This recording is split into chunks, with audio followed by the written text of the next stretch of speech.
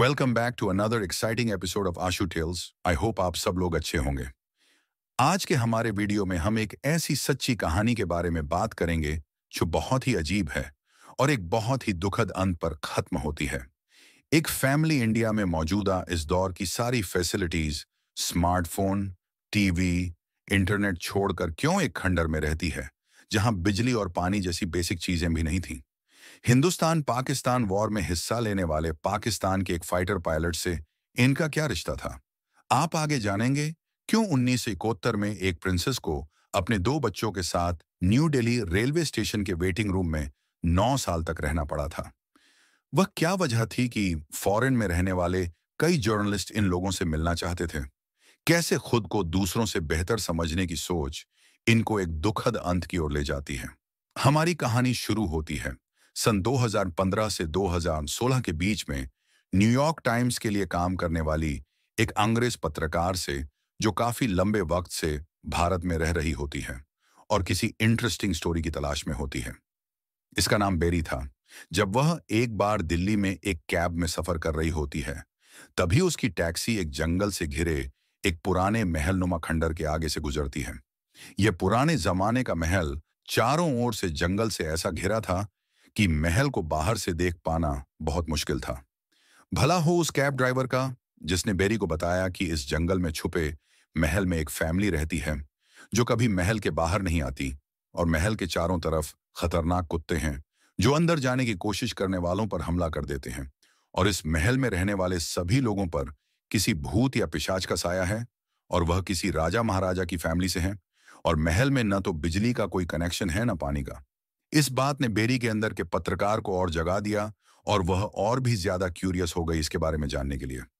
जब घर आकर उसने उस महल में रहने वाली फैमिली के बारे में जानने की कोशिश की तो पता चला कि वह महल दरअसल तुगलक ईरा की एक हंटिंग लॉज थी।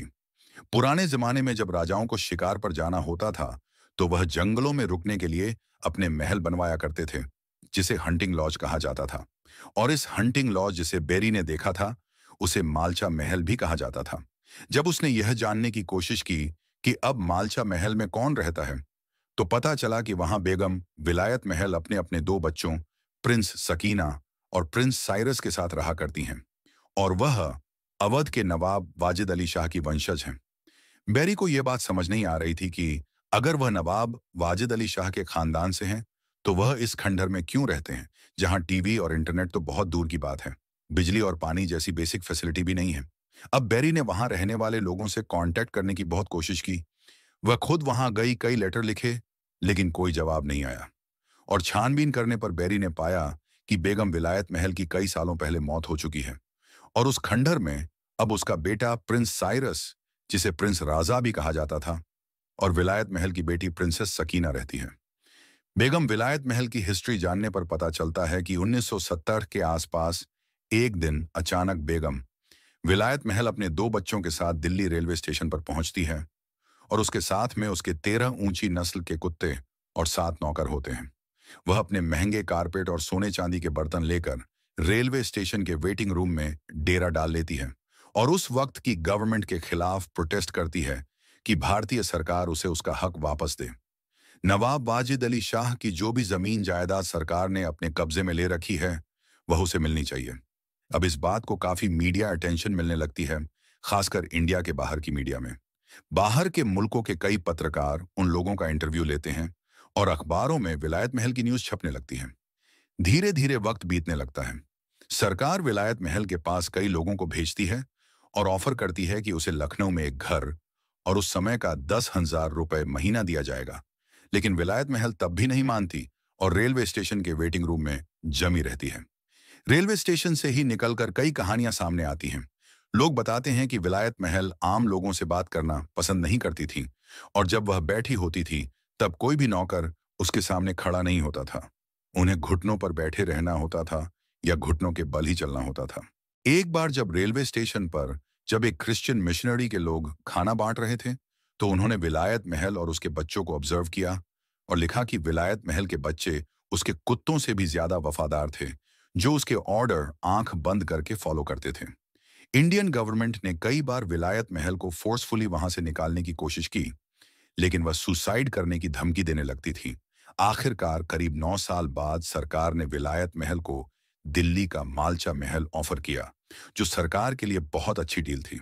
बेगम विलायत महल ने लखनऊ का एक बड़ा घर और 1970 के 1,000 रुपए महीना ठुकराकर एक खंडर में रहना पसंद किया, और वह अपने नौकरों, सभी ऊंची नस्ल के कुत्तों और बच्चों के साथ मालचा महल शिफ्ट हो गई, जहां लाइट और पानी जैसी बेसिक फैसिलिटी भी नहीं थी। विलायत महल की कहानी जानने के बाद बैरी की क्यूरियोसिटी अब और भी बढ़ गई थी। उसने मालचा महल में रहने वालों को कांटेक्ट करना नहीं छोड़ा। फिर अचानक एक दिन उसे एक कॉल आया, और कॉल करने वाले की आवाज काफी भारी और इम्प्रेसिव थी। उसने बैरी से कहा कि अगर वह प्रिंस साइरस का इंटरव्यू करना चाहती है तो एक तय वक्त पर मालचा महल आ जाए, लेकिन उसे अकेले आना होगा और अपनी कार और ड्राइवर को मालचा महल से काफी दूर खड़ा करना होगा। बैरी अब एक खंडर जैसे महल में एक ऐसी फैमिली से मिलने जाने वाली थी जिन्हें पहले ही से लोग जिन, पिशाच और पता नहीं क्या क्या समझते थे, और उन लोगों ने इसे अकेले बुलाया था। अब बैरी तय वक्त पर मालचा महल के जंगल पहुंचती है, और जैसा उसे बताया गया था वह वैसा ही करती है, और ड्राइवर और कार को जंगल में ही छोड़कर पैदल उस खंडर की तरफ चल देती है। खंडर से कुछ दूरी पर उसके सामने अचानक से एक शख्स आ जाता है और उसे ग्रीट करता है। यह वही शख्स था जिसने उसे कॉल किया था। वह अपना नाम प्रिंस सररजा बताता है। यह विलायत महल का बेटा था और काफी बूढ़ा और कमजोर दिखाई दे रहा था। बैरी उस महल की हालत भी कुछ ऐसी ही पाती है। धीरे धीरे उनके नौकर उन्हें छोड़कर जा चुके थे या मर गए थे। यही उनके कुत्तों के साथ भी हुआ था। उस खंडर जैसे महल में प्रिंस साइरस अकेला ही था। उसने बताया कि उसकी बहन प्रिंसेस सकीना कहीं गई हुई है। प्रिंस साइरस ने बैरी को बताया कि उनकी मां विलायत महल ने 1993 में जहर खाकर सुसाइड कर लिया था। तब से दोनों भाई बहन यहां अकेले ही रहते हैं। वह अपनी बहुत सारे पुराने फोटोज बैरी को दिखाता है और उनकी फोटोज क्लिक करने के लिए कहता है। बैरी और प्रिंस साइरस का मिलना जुलना करीब इसी तरह 1 साल से भी ज्यादा चलता है। वह बैरी का काफी कुछ बताता है, लेकिन बैरी कुछ भी इंफॉर्मेशन किसी भी फोरम पर पब्लिश नहीं करती। ऐसा कहा जाता है कि साइरस ने उसे कुछ भी पब्लिश करने से मना किया था। यह काफी अजीब था। एक पत्रकार एक मिस्टीरियस पर्सन से मिलती है जिसके बारे में कई लोग पब्लिश करना चाहते थे, लेकिन वह कुछ पब्लिश नहीं करती। क्यों? साइरस अगर कुछ पब्लिश नहीं करवाना चाहता था तो फिर उसने उसे क्यों बुलाया था? और प्रिंस सकीना कहाँ थी जो अभी तक सामने नहीं आई थी? आइए इस फैमिली का ओरिजिन जानते हैं। बेगम विलायत महल का असली नाम विलायत मलिक था और उसकी परदादी नवाब वाजिद अली शाह की फैमिली से थी। लेकिन विलायत महल की शादी इनायतुल्लाह भट्ट से हुई थी, जो एक कश्मीरी था और लखनऊ यूनिवर्सिटी में किसी बड़ी पोस्ट पर था। लेकिन इंडिया पाकिस्तान के पार्टीशन के वक्त बेगम विलायत महल को अपनी फैमिली के साथ न चाहते हुए भी पाकिस्तान जाना पड़ता है। वहां जाने के कुछ वक्त बाद उसके हस्बैंड की मौत हो जाती है। लेकिन विलायत महल पाकिस्तान में एक मुहिम शुरू कर देती है और वह पाकिस्तान के प्राइम मिनिस्टर को ओपन फोरम पर कश्मीर पर अपना हक छोड़ने के लिए कह देती है। उसके बाद उसको पाकिस्तान में अरेस्ट कर लिया जाता है। जैसे तैसे जेल से छूटने के बाद वह इंडिया में पॉलिटिकल असाइलम मांगती है और आखिरकार वह इंडिया आ जाती है और कश्मीर में अपने ही एक पुराने महल में रहने लगती है। लेकिन 1970 के आसपास उसके महल में आग लगा दी जाती है और वह दिल्ली के रेलवे स्टेशन के वेटिंग रूम में आकर प्रोटेस्ट शुरू कर देती है। कई लोगों का क्लेम था कि बेगम विलायत महल को मेंटल इश्यूज थे, लेकिन उसके 5 बच्चे थे। लेकिन उस खंडर में उसके सिर्फ 2 ही बच्चे उसके साथ रहते थे। बाकी 3 बच्चे कहाँ थे? इधर बेरी और साइरस का मिलना जुलना चलता रहता है। बेगम विलायत महल शायद वह किंग और क्वीन वाली सोच से बाहर ही नहीं निकल पाई थी, और वही चीज उसने अपने बच्चों को भी सिखाई थी। इसलिए वह कभी आम लोगों में घुल मिल ही नहीं पाए। उन्होंने लखनऊ का अच्छा घर छोड़कर बिना बिजली पानी वाले खंडरनुमा महल में रहना पसंद किया था। शायद ये वह लोग थे जो झुकने के बजाय टूटना पसंद करते थे। लेकिन अब साइरस को यह एहसास हो चुका था कि उसका अंत बहुत करीब है। फिर एक दिन बेरी के पास साइरस का फोन आता है और वह बहुत रोता है और बताता है कि उसने उससे झूठ कहा था। उसकी बहन प्रिंसेस सकीना पहले ही मर चुकी है। साइरस ने ही उसे दफनाया था। वह बहुत रोता है और बेरी से एक आखिरी बार मिलने के लिए कहता है। लेकिन बेरी को किसी काम से इंडिया के बाहर जाना पड़ता है और करीब 2 हफ्ते बाद बेरी को पता चलता है कि प्रिंस साइरस की मौत हो गई है। अब बेरी इंडिया पहुंचती है और मालचा महल जाती है।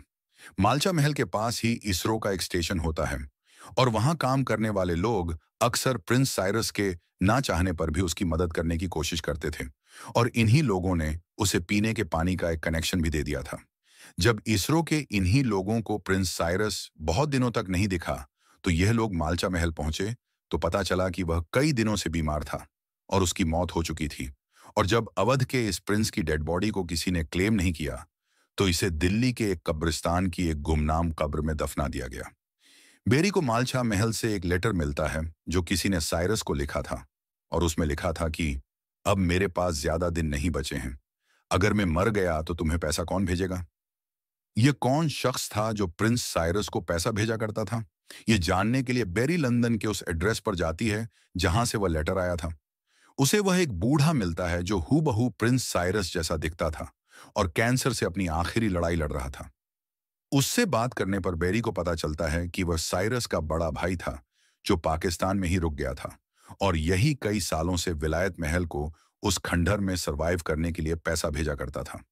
उसका एक बड़ा भाई और भी था जो पाकिस्तान एयरफोर्स में था और इंडिया के साथ हुई एक वॉर में हिस्सा भी ले चुका था। विलायत महल ने अपने 2 बच्चे पाकिस्तान में ही छोड़ दिए थे और 3 उसके साथ इंडिया आ गए थे। जब विलायत महल दिल्ली आई थी तब उसका एक बेटा कश्मीर में ही रुक गया था और कुछ दिन बाद पड़ोसियों को उसकी लाश मिली थी। उसकी मौत की असली वजह कोई नहीं जान पाया था। प्रिंस साइरस का बेरी से मिलने का एक ही रीजन था। यह चाहता था कि उसके पास मौजूद उसकी फैमिली के फोटोज और सकीना की अपनी मां पर लिखी हुई बुक डिजिटल फॉर्मेट में सेव हो जाए और लोग जान सके कि there was a prince who lived in the middle of a jungle in Malcha Mahal who died alone but never give up the attitude of a prince. आपको हमारी कहानी कैसी लगी? कमेंट करके जरूर बताइए और अगर आपने अभी तक हमारा चैनल सब्सक्राइब नहीं किया है तो do subscribe, like and share. तब तक के लिए अलविदा साथियों।